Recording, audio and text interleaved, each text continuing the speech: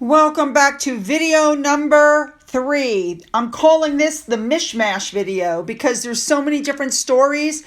It's just a mishmash of stuff and we're going to cover it all in one go. So let's jump in. Let's go.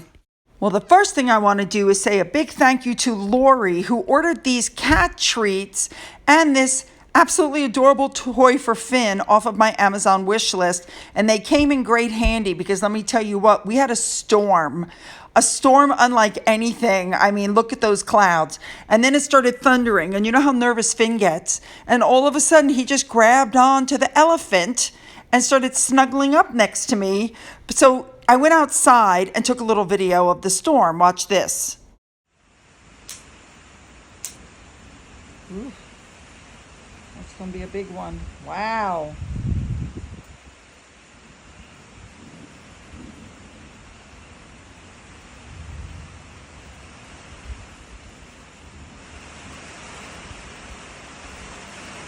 Comes.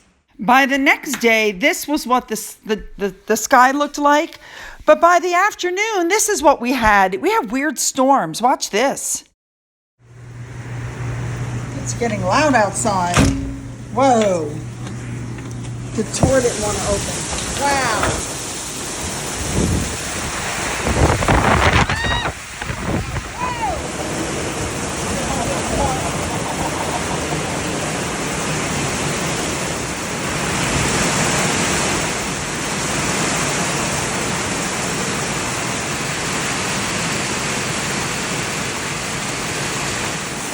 The rain is coming down sideways.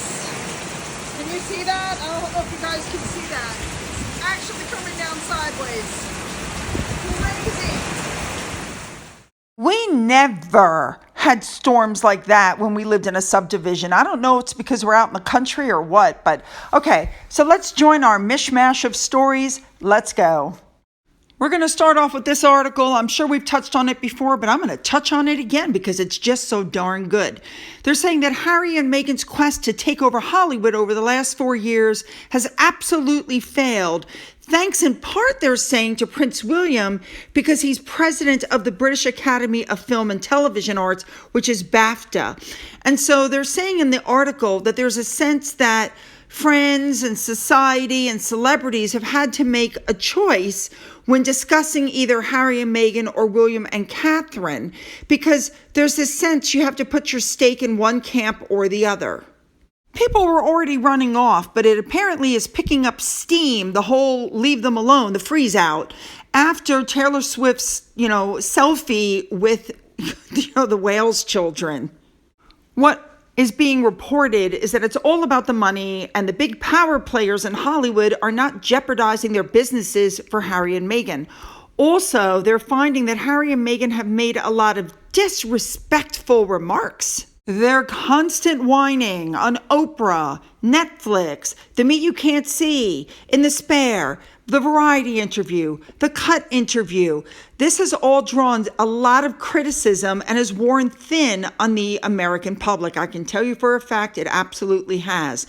Now, this has segued over into this thing in the Hamptons that Meghan went to, because it's being reported that the celebrities actually avoided her. Nobody wanted to take a picture with her. Yeah, she took a picture with Mishmash, a friend that she's had for 20 years. But the majority of the A-listers that were there, you had a lot of important A-list people, and not one of them took a picture with her. Not one. And I'll tell you something else that's really interesting. We know that Meghan flew on a private jet with that friend of hers. We all assumed her friend owned the jet, but a blind item has come out that apparently they had to hire the jet, and Harry got the bill. So he had to pay, this bill that was 4 times more than necessary. Is anybody surprised by that? Because I'm not. The next thing that came out was one of Harry's friends sent an inappropriate warning to King Charles. He's stepping into the whole security row because basically what he's saying is if the king wanted, he could do this for his son.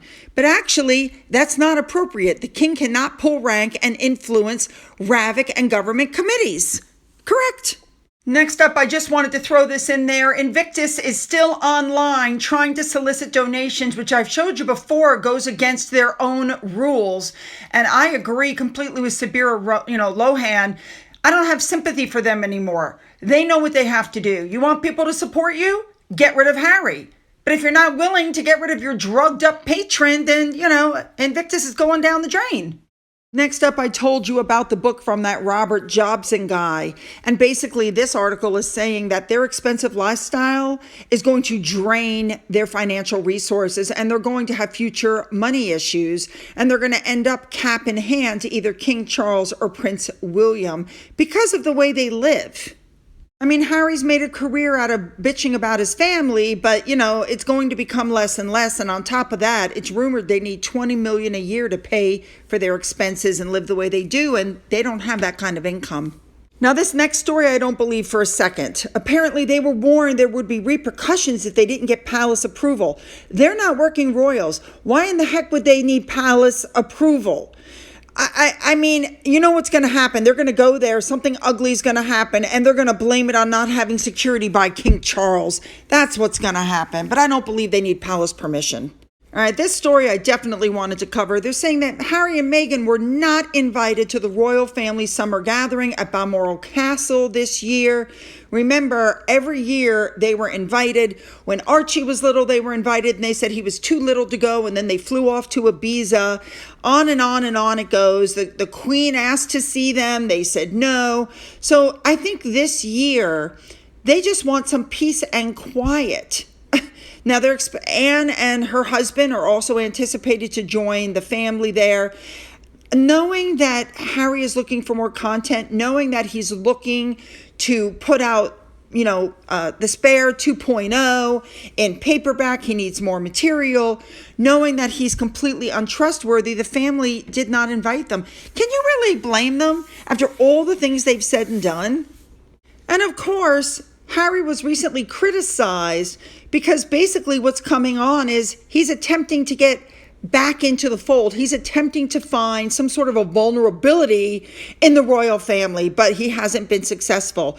The only way he is ever going to be able to get back there is to go back without Meghan.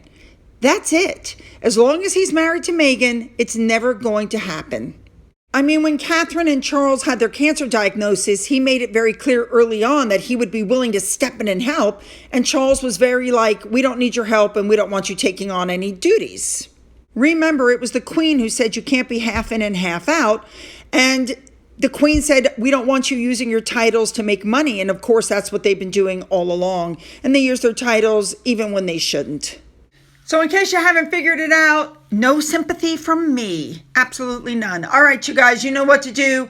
Hit the like button, hit the subscribe button, hit the bell for all notifications. Then go down into the description box where you'll find the links to my Twitter, my Gettr, my Rumble, my email, my Patreon, which is currently paused, a physical address in case there's something you want to send. If you've donated anything to my coffee fund, thank you so much. And as always, you guys, have a great day.